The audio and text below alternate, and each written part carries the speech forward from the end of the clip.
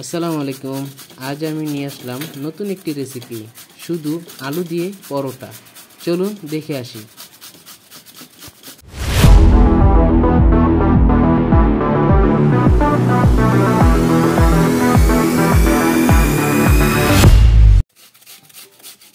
আলু দিয়ে পরোটা, চলুন বলে দিই কি কি উপকরণগুলো লাগবে।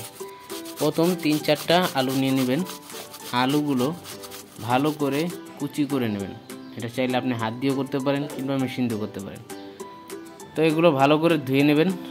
ধোয়ার পরে 1 কাপ পরিমাণ মতো বেসন নিয়ে নেবেন। বেসন দিয়ে সুন্দর করে মেখে নেবেন।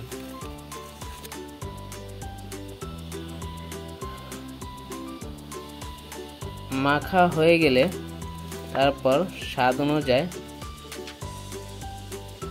লবণ দিয়ে দিবেন।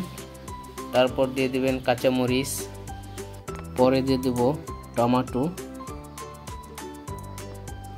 তারপর দিয়ে দিবেন ধনেপাতা, দিয়ে আবার একটু ভালো করে মেখে নেবেন। টমেটোটা দিলে পানি একটু ছেড়ে দেয়, তো এই ক্ষেত্রে একটু হয়তোবা আপনাদের আটা লাগতে পারে কিংবা ময়দা লাগতে পারে, সামান্য দিয়ে দিবেন। এর সাথে দিয়ে দেবো একটি ডিম। এই ডিমটা দেওয়ার কারণ হলো আলু পরোটা একটু স্বাদটা বাড়ায়। এই যে দেখুন একটু পানি বেশি হয়ে গেছে মনে হয়। তার সাথে দিয়ে দেবো একটা ম্যাগি মশলা। আপনারা চাইলে দিতেও পারেন কিংবা অ্যাভয়েড করতে পারেন, এটা আপনাদের খুশি। যাই হোক, তো আমার পানিটা একটু বেশি হয়ে গেছিলো, তার জন্য আমি একটু ময়দা মিশিয়ে নিছি। আমার ম্যারিনেট করা শেষ। এখন তাওয়া দিয়ে ভেজে নেব। আমরা ভাজবো কিভাবে, একদম চাইলে আপনি চাপটি যেভাবে ভাজে ঠিক ওইভাবে দিয়ে ভাজবেন।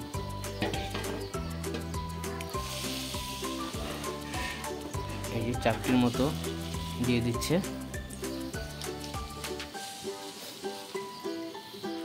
আমরা যারা বিকেলে নাস্তা করতে পছন্দ করি তাদের জন্য এটা মজাদার একটা খাবার। যারা বিকেলে নাস্তা হিসেবে করতে চান তাহলে ট্রাই করে দেখতে পারেন। খুব মজার একটা খাবার। এটা আমি এই প্রথমেই করলাম। তো দেখুন আমার পরোটা প্রায় কাছাকাছি হয়ে আসছে। এখন একটু উল্টিয়ে দেব। উল্টে দিলে দেখেন কেমন হয় রংটা। দারুণ একটি রং হয়, মনে হয় যে আমি একটা ডিম ভাজা করতেছি আর কি, ডিম ভাজাতে এরকম লাগতেছে।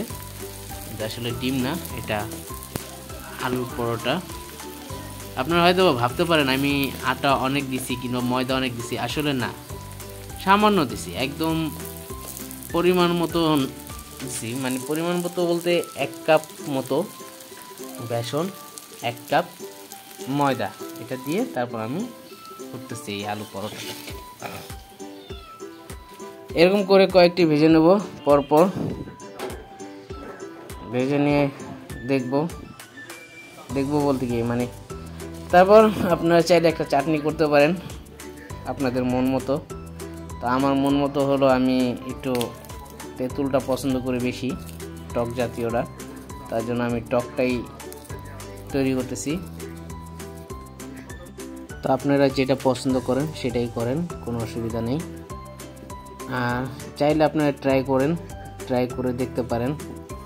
খুব দারুণ একটি রেসিপি, সময়ও কম লাগে, বেশি লাগে না। তো আমাদের টক হয়ে গেলে আমরা খেয়ে নেব, খেয়ে দেখব কেমন হয়েছে, স্বাদটা কেমন।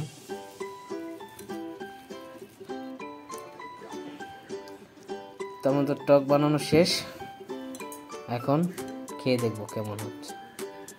বসলাম আমি, আমার ওয়াইফ, আমার আম্মা, 3 জনে বসলাম খেতে। তো 3 জনে 3টা নিলাম, নিয়ে বসে পড়লাম। দেখি কেমন হয়েছে পরোটা।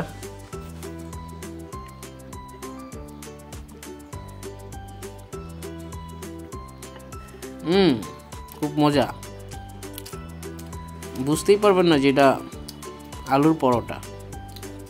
মনে হচ্ছে যে আমি হয়তোবা কোনো একটা রিসোর্টে যে ডিম অমলেট খাচ্ছি, অনেকটা কি বলবো, আপনারা বাসায় বসে ট্রাই করে দেখেন, তাইলে বুঝতে পারবেন এটা কোন ধরনের একটা স্বাদ।